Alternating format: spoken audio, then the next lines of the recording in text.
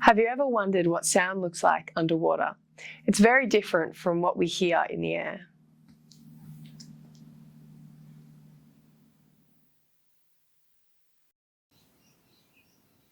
In underwater, those waves move faster and travel much further. The water carries sound in all directions, bouncing off surfaces and objects.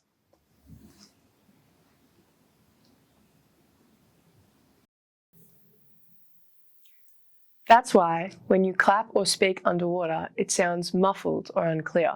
The sound doesn't reach your ears the same way, and that makes it hard to know where the sound came from.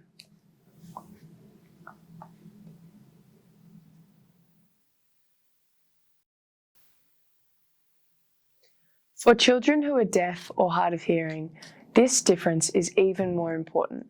Hearing aids and cochlear implants are designed for air, not water, so when they're removed for swimming, listening becomes almost impossible.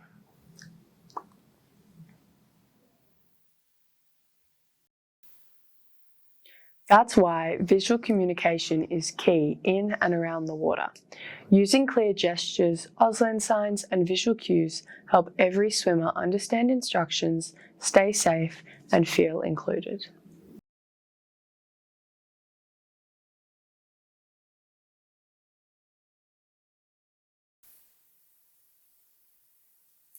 When teachers use visual methods like showing, not just telling, children build confidence faster and connect more deeply with the activity.